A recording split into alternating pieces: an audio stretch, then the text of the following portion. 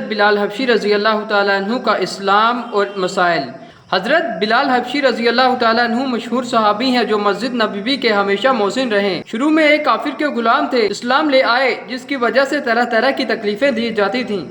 امیتہ بن خلف جو مسلمانوں کا سخت دشمن تھا، ان کو سخت گرمی میں دوپہر کے وقت تپتی ہوئی ریت پر سیدھا لٹا کر ان کے سینے پر پتھر کی بڑی چٹان رکھ دیتا تھا تاکہ وہ حرکت نہ کر سکے۔ استغفر اللہ۔ کہتا تھا کہ جہاں اس حال میں مر جائے اور زندگی چاہے اسلام سے ہٹ جائیں۔ استغفر اللہ۔ مگر وہ اس حالت میں بھی احد احد کہتے تھے، جانی معبود ایک ہی ہے، اللہ اکبر۔ رات کو زنجیروں میں باندھ کر کوڑے لگائے جاتے اور اگلے دن ان زخموں کو گرم زمین پر ڈال کر اور زیادہ زخمی کیا جاتا کہ بے قرار ہو کر اسلام سے پھر جاویں، دف کر مر جائیں۔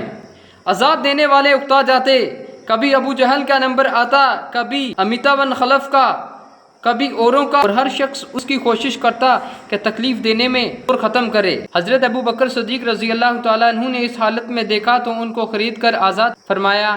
چونکہ عرب کے بت پرست اپنے بتوں کو بھی معبود کہتے تھے، اس لیے ان کے مقابلے میں اسلام کی تعلیم توحید کی تھی، جس کی وجہ سے حضرت بلال حبشی رضی اللہ تعالیٰ عنہ کی زبان پر ایک ہی ایک کا ورد تھا۔ یہ تعلق اور عشق کی بات ہے۔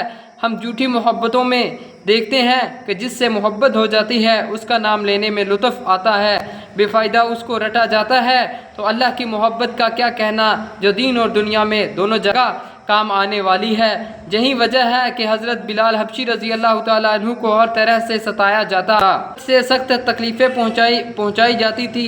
مکہ کے لڑکوں کے حوالے کر دیا جاتا تھا کہ وہ ان کو کوچوں میں جا کر دیتے پھریں، اور یہ تھے ایک ہی ایک کی رٹ لگاتے۔ اسی کا یہ صلہ ملا کہ پھر حضور صلی اللہ علیہ وسلم کے دربار میں مؤذن بنے اور سفر میں ہمیشہ آذان کی خدمت ان کے سپرد۔ صلی اللہ علیہ وسلم کے وصال کے بعد مدینہ میں نا اور حضور صلی اللہ علیہ وسلم کی جگہ کو خالی دیکھنا مشکل ہو گیا، اس لیے ارادہ کیا کہ اپنی زندگی کے 6 دن جہاد میں گزار دوں۔ اس لیے جہاد میں شرکت کی نیت سے چل دیے ایک عرصہ تک مدینہ منورہ لوٹ کر نہیں آئے۔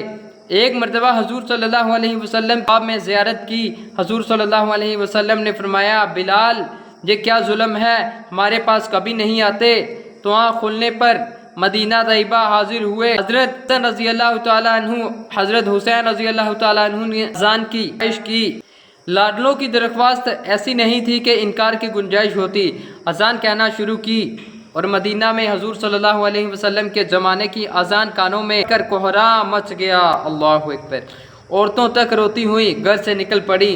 چند روز قیام کے بعد واپس ہوئے، اس کے قریب دمشق میں بسال ہوا۔ یہ تھے ہمارے حضرت بلال حبشی رضی اللہ تعالی عنہ۔ ماشاءاللہ آپ کو بہت زیادہ تکلیفیں پہنچائی گئی ظالموں کی طرف سے، اور آپ نے ایک ہی ایک کا رٹ لگایا تھا، احد احد، اللہ اکبر۔ تعالیٰ ہمیں مکمل اسلام پر چلنے کی توفیق عطا فرمائے، آمین۔